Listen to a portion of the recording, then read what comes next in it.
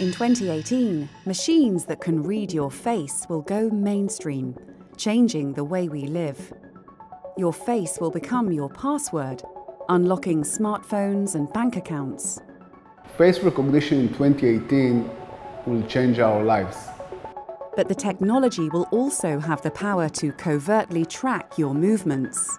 Moving into a world where machines can follow you around and characterize you based only on your face is worrying because it potentially limits your freedom. It will even be able to guess your sexuality through facial features alone. In 2018, we'll be forced to face the future.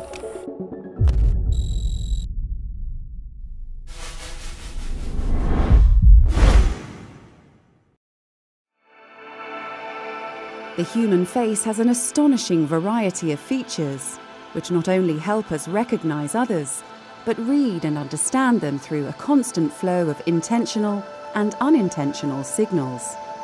It's one of the unique functions that separates man from machine, until now.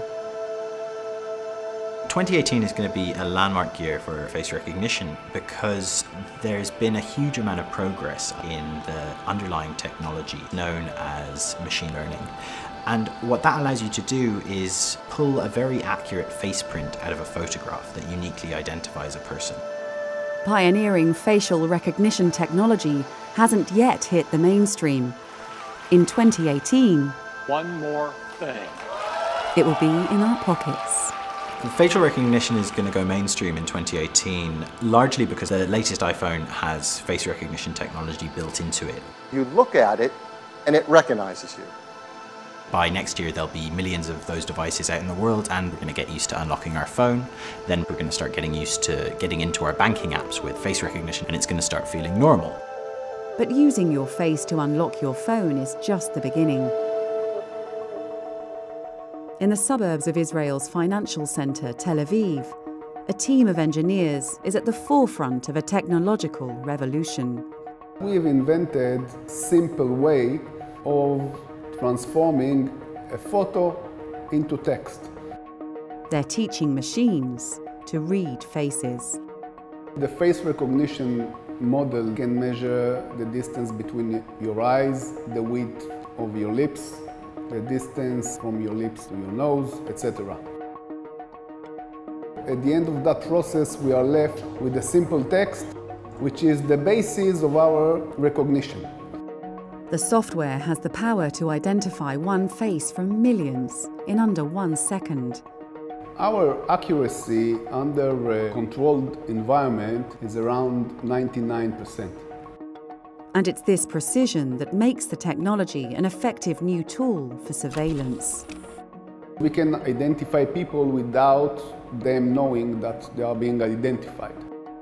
We have clients ranging from medical centers, retail chain stores, churches. Retail stores are using this technology to generate data on customers, tracking their shopping habits and targeting in-store adverts. Churches are even using facial recognition to monitor attendance. And one school in the UK wants to use it to keep tabs on teachers. We have one school where teachers took 2 long breaks. Therefore, the management decided to put them on the watch list. But there's one country that's ahead of the game. China is a harbinger of the future for this kind of technology. Companies have access to a government image database of 700 million people, half its population. China is already using this widely in security, looking for terrorists or people who have warrants out for their arrest. But they're also using it to let people pay in fast food restaurants, to access theme parks without having to buy a ticket, and even, bizarrely, to try and catch people who steal loo paper from public toilets. But there's the potential for more sinister applications.